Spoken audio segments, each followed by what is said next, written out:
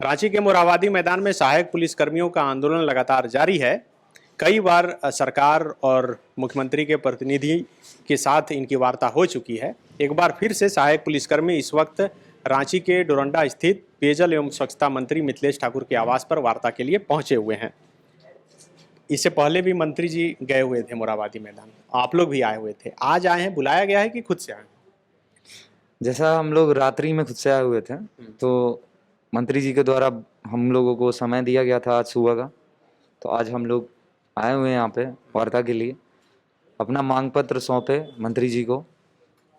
उसके बाद मंत्री जी द्वारा बताया गया कि अभी वो सीएम साहब से मिलने जा रहे हैं हम लोगों के विषय में बातचीत करने के लिए। उसके बाद वहाँ से आएंगे तो हम लोगों से वार्ता होगी। ये मांग पत्र तो पहले भी सौंप चुके होंगे ना आप लोग? मांग पत्र सौंपे थे, फिर से मांग पत्र मांगा गया, तो फिर से हम लोग अपना मांग पत्र सौंप दिए। इससे पहले जो वार्ता हुई थी इसी आवास पर, उसमें यही आप लोग तैयार नहीं हुए थे कि मंत्री जी बोल रहे थे अनऑफिशियल ही कि 13,000 रुपये मान दे, और आप लोग 18,000 पे थे। तो इस बीच कुछ बात हो पाई? हमारा मांग पत्र तो जो पहले था आज भी है, हम उसी के लिए अड़े हुए हैं, हमारा हड़ताल उसी लिए जारी है।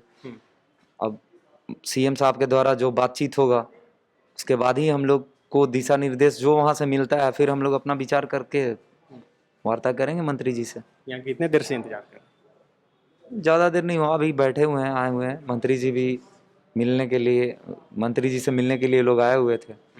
हम लोग भी अपना मांग पत्र सौंप कर यहाँ बैठे हुए थे। अभी मंत्री जी हम लोगों से खुद मिलने आए थे, और वो अभी शायद सीएम साहब के यहाँ गए हुए हैं। अभी उम्मीद है ना सरकार से?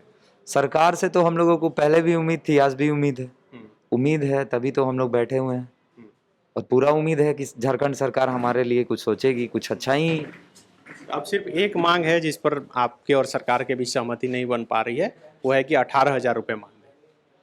देखिए, मांग तो हमारा जो अस्थाई तो मांग हमारा है था ही, लेकिन जो अभी हम लोगों के ऊपर एफआईआर दर्ज हुआ, और जैसे कि हम लोग अपने ज़िले से बाहर जाकर ड्यूटी करते हैं, तो जो हम लोगों को मानदेय दिया जाता है उसमें वो सही नहीं लगता है।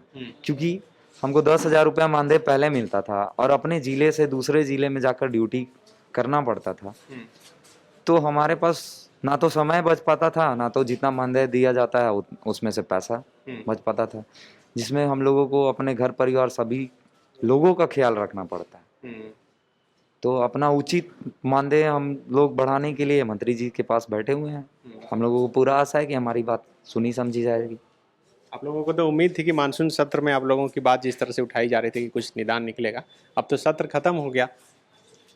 सत्र खत्म होने से क्या, हम लोग सत्र को देखते हुए थोड़े आए हुए हैं यहाँ पे, अपना मांग रखने आए हैं। हक है हमारा, अपना हक के लिए बैठे हुए हैं। जब तक हमको अपना मांग पूरा नहीं होता है हम लोग हड़ताल पे बैठे हैं। सरकार जिस तरह से बोल रही कि कई चरण और कई बार आपसे प्रयास किया गया कि वार्ता किया जाए, लेकिन आप लोग किसी राजनीतिक पार्टी से थोड़ा प्रभावित लगते हैं और इसलिए समस्या हो रही है। ऐसा कुछ नहीं है, हम एक वर्दीधारी हैं, और वर्दी किसी भी पार्टी विशेष के लिए काम नहीं करती है। पुलिस वाले सभी लोगों का रक्षा के लिए होते हैं, किसी पार्टी विशेष के लिए काम नहीं करते। ऐसा कहना गलत है, क्योंकि हम बार बार यही चीज़ बोल रहे हैं कि हम लोग वर्दीधारी हैं, सहायक पुलिसकर्मी हैं, तो हम किसी पार्टी विशेष से हमारा कोई लेना देना नहीं।